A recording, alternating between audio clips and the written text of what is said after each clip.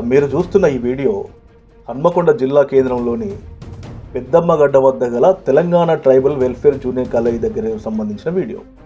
ఇక్కడ మా కాలేజీలో లెక్చరర్స్ లేరు, ఎవరు రావట్లేదంటూ ఆ విద్యార్థినులు రోడ్డెక్కి ధర్నా చేస్తూ ఉన్నారు. వాళ్ళు ధర్నా ఎందుకు చేస్తున్నారంటే గత సంవత్సరం నుండి ఎలాంటి క్లాసులు చెప్తలేరు, అసలు మాకు ఫ్యాకల్టీ అనేది ఎవరో కూడా తెలియట్లేదు, మాకు ఫ్యాకల్టీ వచ్చే వరకు మేము తగ్గేది లేదు, వెనక్కి పోయేది లేదు, కాబట్టి అందుకే మేము రోడ్డెక్కి ధర్నా చేస్తున్నామని ఆ అమ్మాయిలు ఆవేదన వ్యక్తం చేస్తూ ఉన్నారు. ఇదేనా మీరు మాకు ఇచ్చేటువంటి చదువు, మాకు చెప్పాడు చదువు అంటూ ప్రభుత్వాన్ని అటు పాలకులను వాళ్ళు నిందిస్తూ ఉన్నారు. ముఖ్యంగా చూస్తే అంటే సంవత్సరం నుంచి ఎలాంటి క్లాసులు లేవట వాళ్ళకి, అసలు కాలేజీలో లెక్చరర్స్ లేవట. లెక్చర్ లేకుండా మరి సంవత్సరం నుంచి అక్కడ సంబంధించినటువంటి ఉన్నత అధికారులు ఎందుకు పర్యవేక్షణ లేదు, తర్వాత మరి ఆ కాలేజీ ప్రిన్సిపాల్ ఏం చేస్తున్నారనేది మనకైతే తెలుసుకోవాల్సిన అవసరం ఎంతైనా ఉన్నతాధికారులకు ఉంది. ఒక్కసారి అసలు వాళ్ళు ఏమంటారు అనేది వాళ్ళ మాటలనే విందాం మనం.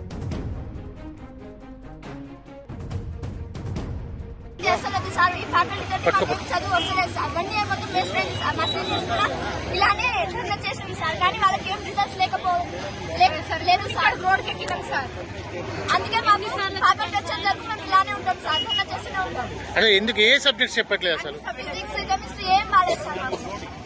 మా తల్లిదండ్రులు మా మీద హోప్స్ ఎన్నో పెట్టుకున్నారు సార్, మేము డాక్టర్ అవుతాం, ఐఐటీ తెచ్చుకుంటామని. వాళ్ళు హోప్స్ అన్ని సర్వనాశనం అయ్యేటట్టుంది సార్. మేము ఇక్కడ ఉంటే మాకు ఫ్యాకల్టీ కావాలి. అది ఎన్ని రోజుల నుండి ఇష్యూ నడుస్తుంది? స్టార్టింగ్ నుంచి చెప్తూనే ఉన్నాం సార్, కానీ ఇప్పటి వరకు రిజల్ట్స్ రాలేదు సార్.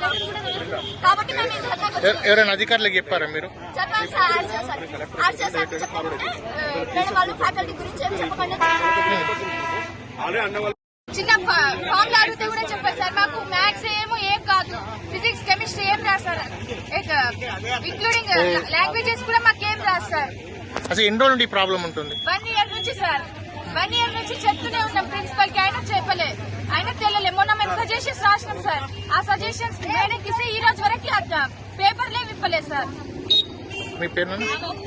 మీ పేరు? అక్షిత.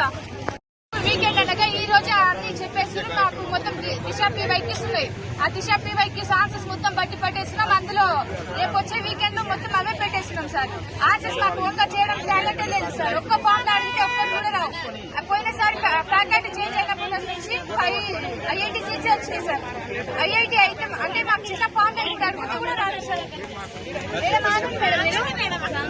మీరు మేడం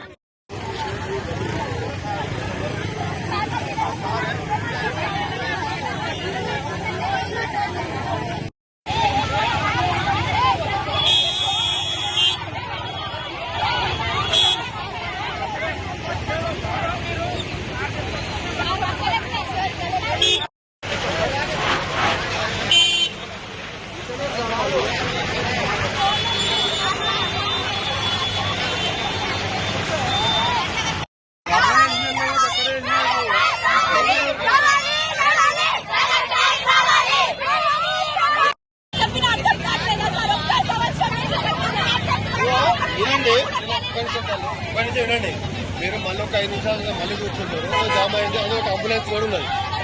దయచేసి ఒక 10 నిమిషాలు అడుగుండండి, మళ్ళీ వచ్చి